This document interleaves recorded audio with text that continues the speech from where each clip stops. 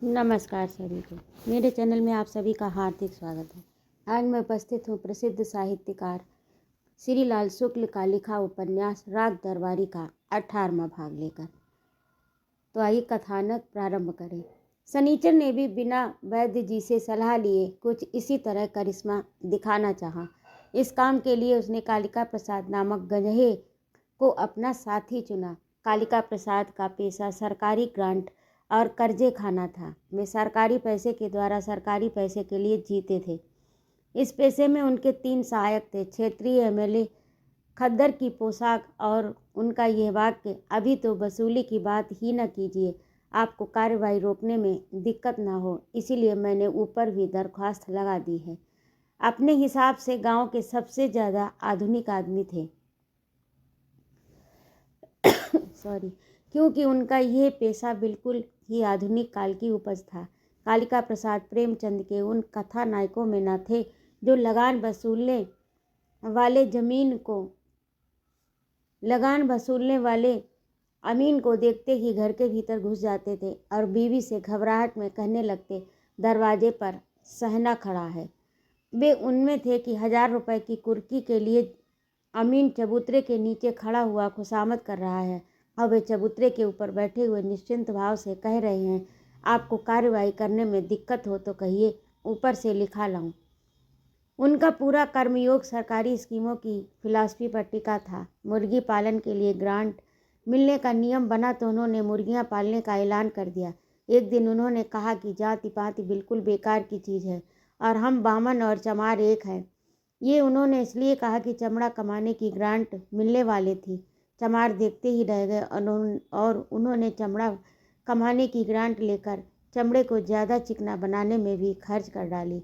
खाद के गड्ढे को पक्का करने के लिए, घर में बिना धुएं का चूल्हा लगवाने के लिए, नए ढंग का संडास बनवाने के लिए कालिका प्रसाद ने ये सब ग्रांटें ली और इसके एवज में कारगुजारी की। जैसी रिपोर्ट उनसे मांगी गई तो वैसी रिपोर्ट उन्होंने बिना किसी हिचक के लिखकर दे दी। यही हालत सरकारी कर्जे और तकावियों की थी। उनके पास 5 बीघे खेत थे जो अकेले ही 50 तरह के कर्जों और तकावियों की जमानत संभाले हुए थे।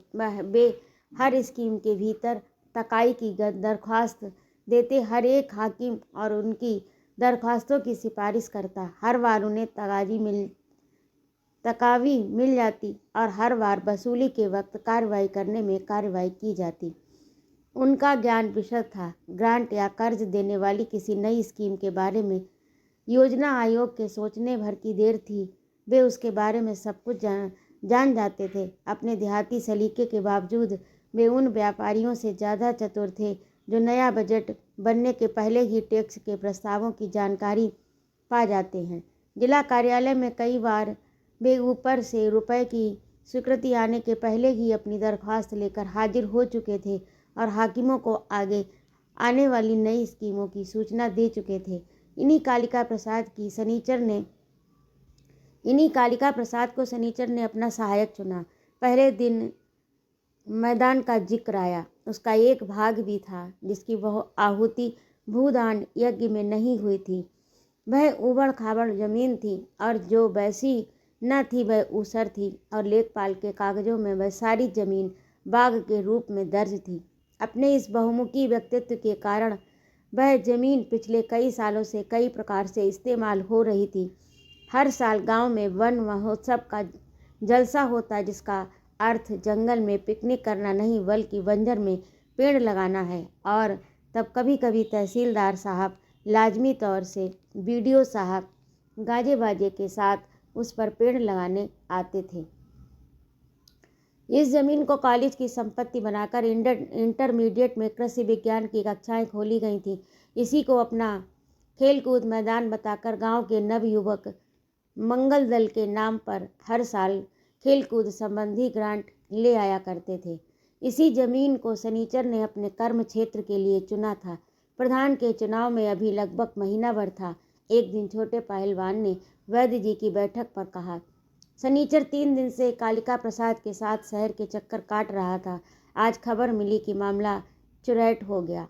वैद्य जी तख्त पर बैठे थे। सुनते ही उत्सुकता के मारे कुलकुलाने लगे। पर उत्सुकता को जाहिर करना और छोटे से सीधी बात करना, दोनों चीज़ें शान के खिलाफ पड़ती थी। इसीलिए उन्होंने रंगनाथ से कहा, सनीचर को बुलवा लिया जाए।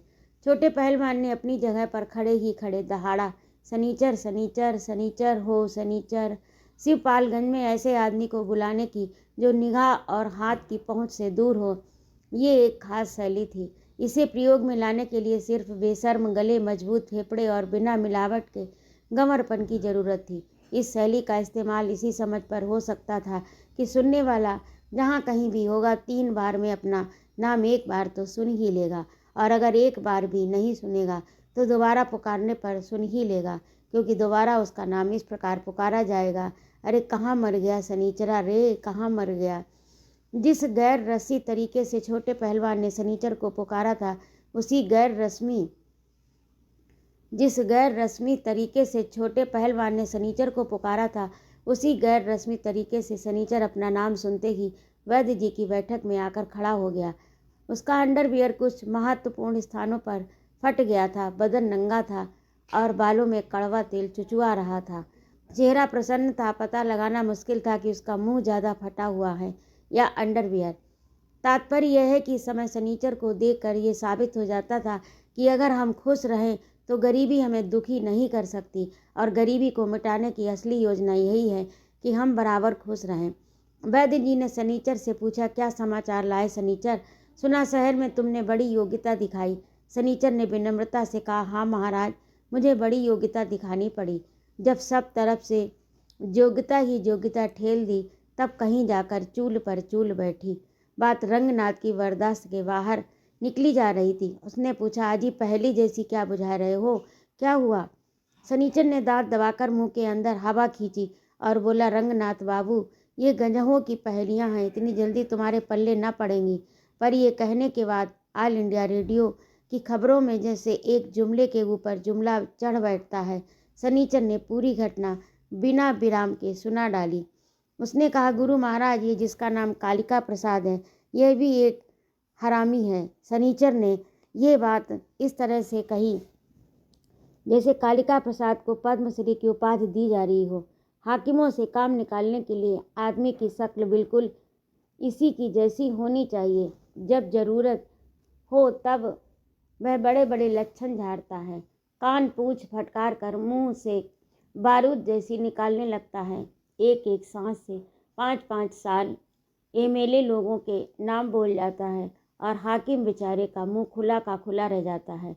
ये वक्त कोई कालिका प्रसाद की लगाम को हाथ लगा दे तो जानू। और महाराज, वही कालिका प्रसाद अगर किसी अकड़ हाकिम के सामने पड़ जाए तो पहले से ही केचुओं की तरह टेढ़ा मेढ़ा होने लगता है। क्या बताएं महाराज, आंख नीची करके ऐसा भूदानी नमस्कार करता है, हाकिम सोचता ही रह जाए कि ये कौन है, विकास भाई कि प्रकाश भाई। अकील से इतना होशियार पर भुग्गा जैसा बनकर खड़ा हो जाता है, तब क्या मजाल कि कोई इसे ताड़ ले। बड़े से बड़ा काबिल आदमी इससे बेवकूफ़ बनकर आगे निकल जाता है, और तब वह पीछे से झपट कर हमला करता है। और गुरु महाराज, इसके तिकड़म का तो कहना ही क्या। हैट सरकारी दफ्तर में चपरासी से लेकर बाबू तक, बाबू से लेकर हाकिम तक, सभी जगह घुसा हुआ है। घुन है पूरा घुन, जिस मिसिल में कहो उसी के बीच में घुसकर बाहर निकल आएगा। सिपालगंज का नाम उजागर किए हैं। गुरु महाराज, योग्यता हमको भी बहुत दिखानी पड़ी, पर कालिका प्रसाद के बिना मेरे उखाड़े एक रोंवा तक न उखड़ता। मेरे साथ 3 दिन तक इससे भी शहर का वह चक्कर काटा कि बड़े बड़े रिश्तेदारों की दम टाँय टाँय फिस हो गई। वह उसी तरह तैयार कहता था कि यहाँ काम नहीं बना तो वहाँ चलो, और वहाँ ना बने तो फिर वहाँ चलो। पूरे शहर को घोट कर लुगदी जैसा बना डाला। गुरुजी, कुछ अकिल तो हमारी भी थी, बल्कि सच पूछो तो अकिल हमारी ही थी। उसके बाद जब गाड़ी लीक पर आ गई तो चलाया कालिका प्रसाद ने, पर आपके दरबार में बैठते बैठते कुछ हमें भी 3 तरह का इल्म हो गया है। कहावत है कि अखाड़े का लतमरुआ भी पहलवान हो जाता है। जैसे बद्री भैया अखाड़े में छोटे पहलवान हो गए, वैसे ही कुछ विद्या हमें भी आ गई है। तो हमें पता चला कि आजकल सहकारिता का जोर है। ब्लॉक से एक एडीओ आकर बोले कि अपने खेत को अपना ना कहो, सभी के खेतों को अपना कहो, और अपने खेत को सभी का खेत कहो, तभी होगी सहकारी खेती, धौंस कर पैदा होगा अन्न। हमने कहा कि तरकीब चौकस है, और अगर हम प्रधान हो गए तो सब खेत सरकार को दे देंगे सहकारी खेती के लिए। एडीओ बोले कि सरकार क्या करेगी तुम्हारा खेत लेकर, खेत भी कोई कल कारखाना है, खेत तुम्हारा ही रहेगा, खेती तुम ही करोगे, जरा सा कागज का पेट भर देने से खेती सहकारी हो जाएगी।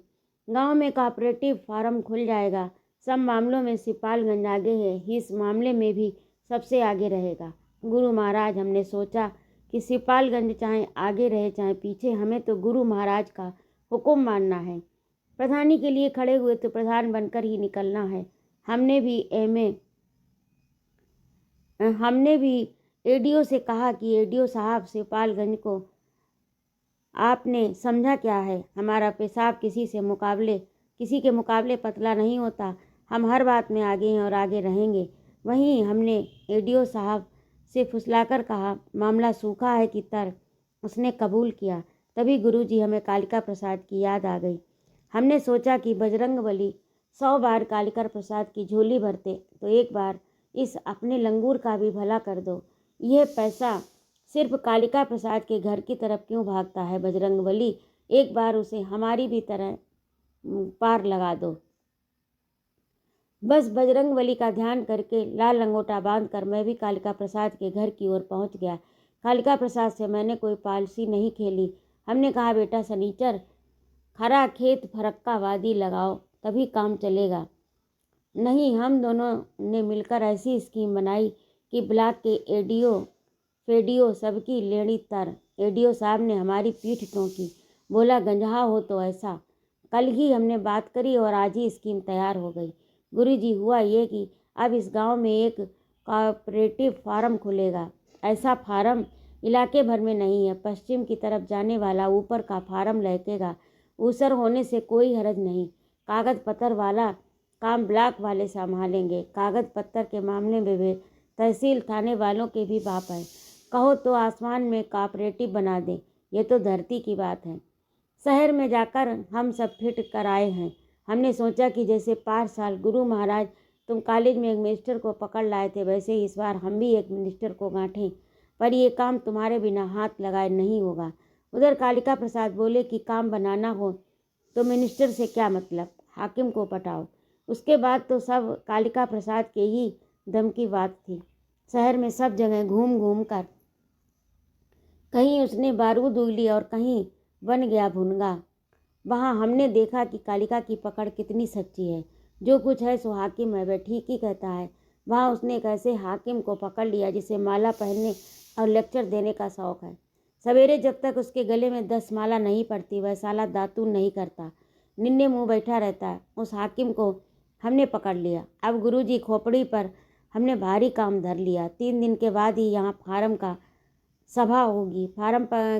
लिए सभा होगी। आगे आगे तुम्ही को चलना है। गाजा बाजा माला सामियाना फोटू सोटू इन सब के लिए तो ब्लॉक वाले हैं ही, पर हमें भी भारी सर अंजाम करना होगा। खाने के लिए मटर की घुगनी से काम चल जाएगा। हाकिम बोला कि हम किसानों में किसानों की तरह खाएंगे। हमने भी सोचा कि गुरु, हम जानते हैं चाहे जिस तरह खाओ, पर खाए बिना मानोगे नहीं। मटर शहर से मंगानी पड़ेगी, यहाँ मटर कहाँ। सनीचर जल के इंतजाम की बातें करने लगा तो छोटे पहलवान ने डांट कर पूछा, अब ये मटर सटर बंद करो, असली बात बताओ कि हाथ क्या लगा। सनीचर ने निष्प्रय होकर लापरवाही से कहा, हमारे हाथ क्या लगना पहलवान, जो सोसाइटी बनेगी उसे फार्म का काम चालू करने के लिए 500 रुपया मिलेगा। यही सब जगह का रेट है, जो मिलना है सोसाइटी को वही मिलेगा। छोटे पहलवान ठहाका मार कर हंसे। अरे बेटा, वाह मंगलदास, क्या बात निकाली है, कहाँ से चली कहाँ गिराई। वैद्य जी खुश होकर सुन रहे थे। उन्हें देखते कि लगता था कि भविष्य उज्जवल है। उन्होंने एक पंचतंत्र नुमा कहानी सुनाकर सनीचर की तारीफ करते हुए कहा कि जब शेर का बच्चा पहली बार शिकार करने निकला तो उसने पहली छलांग में ही एक 12 सिंगा मारा। जनवरी आदि से ज़्यादा बीत गई थी। जिसके बाद फरवरी आनी थी, जिसमें गांव सभा के चुनाव होने थे। उसके बाद मार्च का महीना था, जिसमें हाई स्कूल और इंटरमीडिएट की परीक्षाएं शुरू होनी थी। चुनाव ने एक ओर सनीचर और बद्री पहलवान के अखाड़े को, दूसरी ओर रामादीन भीखम खेड़वी और उनके जुआरी सेना नायकों को प्रजातंत्र की सेवा में फंसा दिया था, जिसे करने का अभी तक मुख्य ढंग यह था कि दोनों दल एक दूसरे को पीठ पीछे चीख चीख कर गालियां देते थे। आशा थी कि फरवरी के महीने में ये काम आमने सामने भी होने लगेगा। जहाँ तक मार्च में होने वाली परीक्षाओं की बात है, वे अभी किसी को भी नहीं फंसा पाईं। विद्यार्थी, अध्यापक और ख़ास तौर से प्रिंसिपल साहब वे अभी बिल्कुल बेलौस थे। पर प्रिंसिपल साहब एक दूसरे मामले में फंस गए थे। कुछ दिन पहले जब कॉलेज की कमेटी की सालाना बैठक हुई, वैद्य जी को एक राय में दोबारा मैनेजर चुना गया। इस बात को लेकर कुछ मेंबरों ने एक शिकायत शिक्षा मंत्री के पास भेजी थी। उसका कहना था कि विरोध प्रकट करने वाले मेंबरों को बैठक में आने ही नहीं दिया गया और तमंचे से धमकाया गया।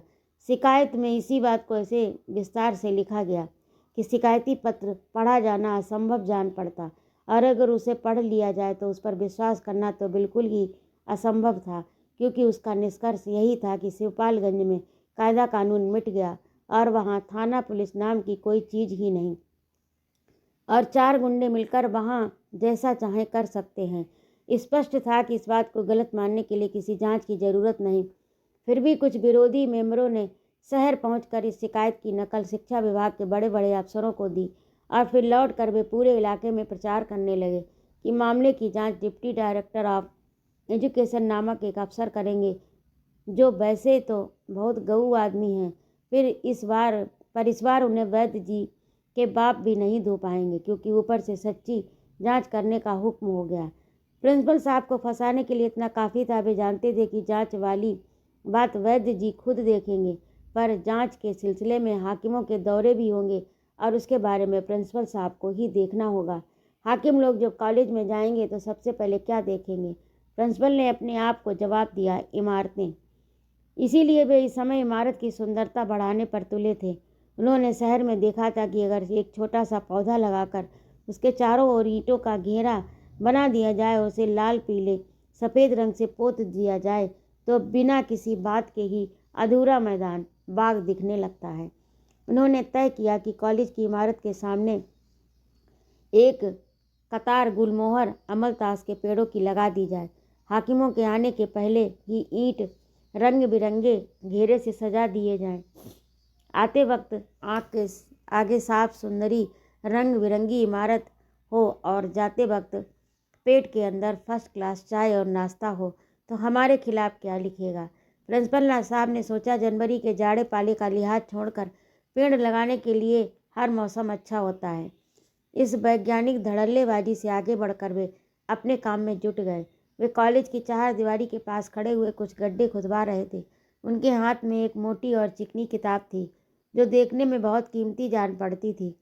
वे अपनी कामकाज वाली पोशाक, यानी बिना मोजों के जूते और हाफ पैंट में दिखने वाले, चाहे जैसा समझे, अपने को निहायत चुस्त और चालाक समझते हुए खड़े थे। किताब को वे एक पालतू बिल्ली की तरह प्यार के साथ पकड़े हुए थे। एक मजदूर ने फावड़ा चलाना रोककर प्रिंसिपल साहब से कहा, देखिए मास्टर साहब, गड्ढा इतना ही रहेगा ना? प्रिंसिपल साहब सिर हिलाते बोलिए, ये भी कोई गड्ढा है?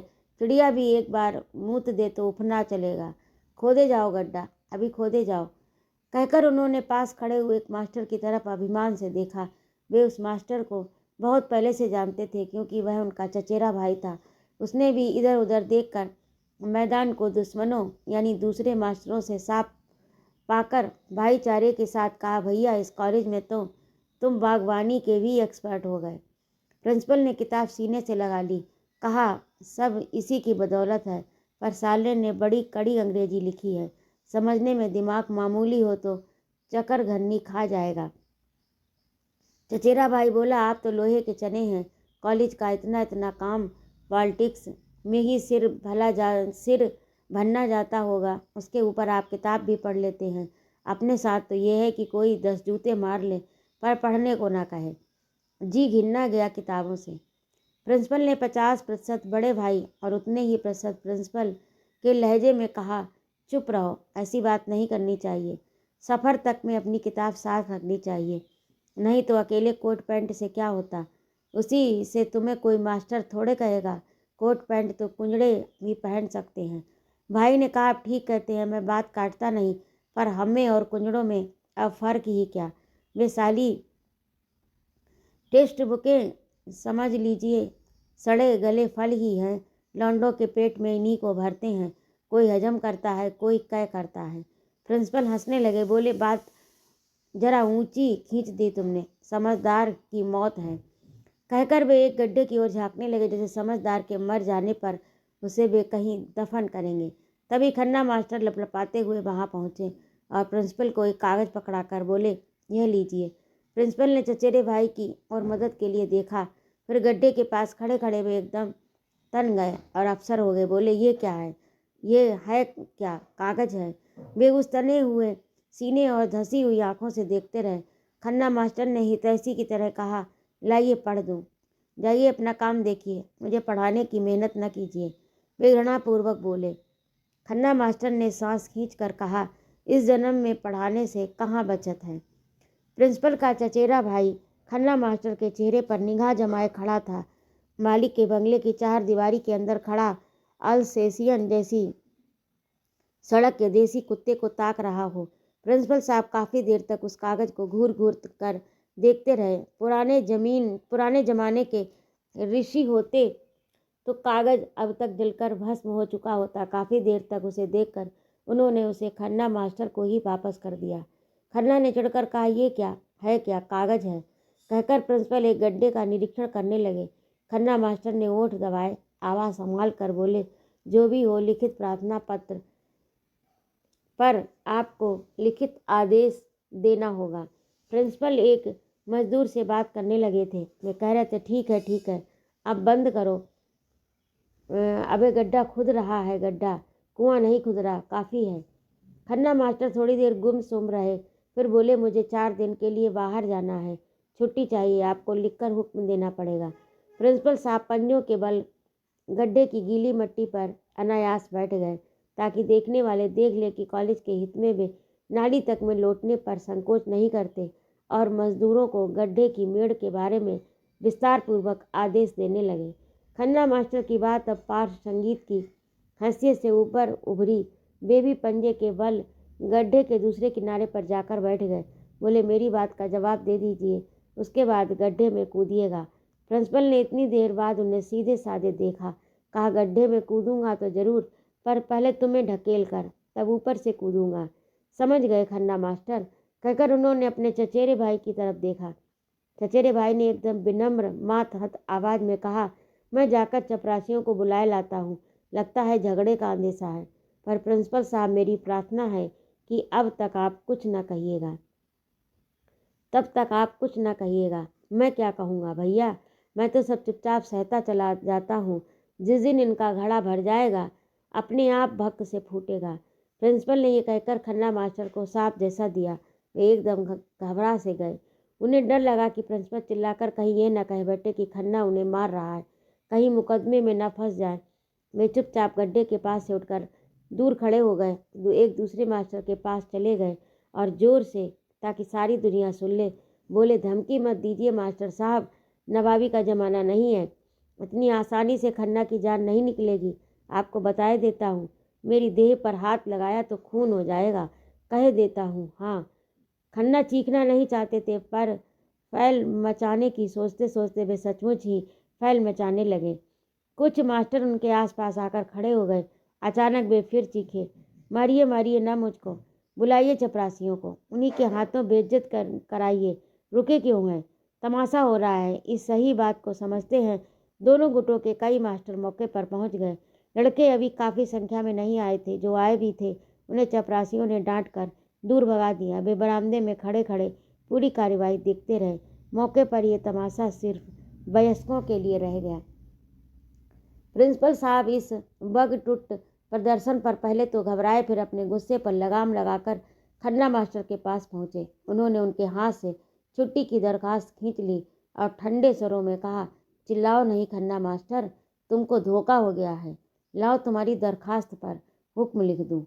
इशारा को पाते ही उनके चचेरे भाई ने उनके हाथ में एक फाउंटेन पेन पकड़ा दी। बागवानी की किताब पर दरखास्त टिकाकर वे उस पर कुछ लिखने लगे। लिखते लिखते बोले, हम लोगों की सिद्धांत की लड़ाई है, इसमें मारपीट का क्या सवाल। शांति से काम लेना चाहिए। खन्ना मास्टर खुद अपने तमाशे से तंग हो रहे थे। कहने लगे, पहले इस कागज पर हुक्म कीजिए, तब दूसरी बात होगी। वही कर रहा हूँ। वे मुस्कुराकर बोले, लो।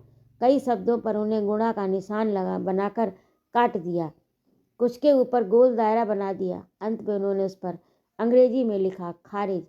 इसके पहले कि खन्ना मास्टर कुछ बोल सके, उन्होंने दरख्वास्त उनके हाथ में पकड़ाते हुए कहा, स्पेलिंग बहुत कमज़ोर है। हॉलीडे में ईएल के बाद बाई लिख दिया। खन्ना में पता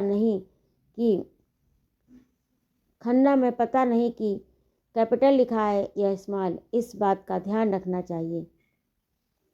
थोड़ी देर सन्न रह गया खन्ना मास्टर, फिर गहने की तरह मुंह फाड़कर आवाज़ निकलना आप कॉलेज के बाहर, वहीं सारी स्पेलिंग याद करा दूंगा। फिर संग्राम शुरू हो गया। सवेरे की बात है, दोपहर तक थाने दोनों पक्षों की ओर से रिपोर्टें लिखा दी गई। इनसे प्रकट होता कि मास्टरों ने दंगा किया था और एक दूसरे की हत्या करनी चाहिए। ये देखते हुए उन्हें हत्या करने से रोकने वाला कोई न था। बात साफ नहीं हो रही थी, उन्होंने फिर सचमुच ही अपने दुश्मनों की हत्या क्यों नहीं की। पुलिस ने इसी नुक्ते को पकड़कर उल्टी तरफ से मामले की जांच शुरू कर दी। उसी दिन दोपहर को वैद्य जी की बैठक में इस घटना पर विचार विमर्श हुआ। वहाँ सामान्य नागरिकों की मुख्य प्रतिक्रिया यही रही कि घटना को कुछ और महत्वपूर्ण होना चाहिए था, यानी अपने किसी साथी की हड्डी तक नहीं टूटी तो कोई हर्ज नहीं, कम से कम इतनी चोट तो लगनी ही चाहिए थी कि खून निकल आता। उसमें दुश्मनों के खिलाफ और भी अच्छा मुकदमा बन सकता था। सनीचर ने ये सोचकर कि गांव प्रधान बनने के पहले नेतागिरी का एक काम और कर लिया जाए, बिना किसी फीस के अपनी सेवाएं अर्पित कर दी। कहा, प्रिंसिपल साहब चाहें तो मैं उनके हाथ में बर्छी भोंक कर खून निकाल सकता हूँ, अभी कुछ बिगड़ा नहीं है, ये भी खन्ना के नाम लिख जाएगा। छोटे पहलवान ने उसे दुत्कार कर चुप कर दिया। उस दोपहर रंगनाथ और रूपन बाबू सारी बातें चुपचाप सुनते रहे, कुछ नहीं बोले, जो कि शिवपालगंज में बेवकूफ़ी की अलामत थी, पर वास्तव में वे भीतर ही भीतर प्रिंसिपल पर जलते भुनते रहे। और बहुत बाद में रूपन बाबू ने बाहर आकर कहा कि ये साला पिताजी को अभी कचहरी के रास्ते पर लिए जा रहा है और बाद में उन्हें जेल में ले जाकर छोड़ेगा। उस दोपहरी प्रिंसिपल साहब की जवानी खन्ना मास्टर की कहानी गंभीरतापूर्वक सुनते रहे और पूरी बात सुनकर उन्होंने एक ऐसी बात कही जिसका इस मामले से कोई संबंध नहीं था। तो अभी आप सुन रहे थे श्रीलाल शुक्ल का लिखा उपन्यास राग दरबारी का 18वां भाग। आपको कैसा लगा कमेंट करके अवश्य बताइएगा, और यदि आपको मेरा कहानी सुनाना अच्छा लगता हो तो कृपया मेरे चैनल को सब्सक्राइब अवश्य करें, लाइक और कमेंट करें तथा अपने मित्रों में शेयर भी करें। सुनने के लिए बहुत बहुत धन्यवाद। जय माँ भारती।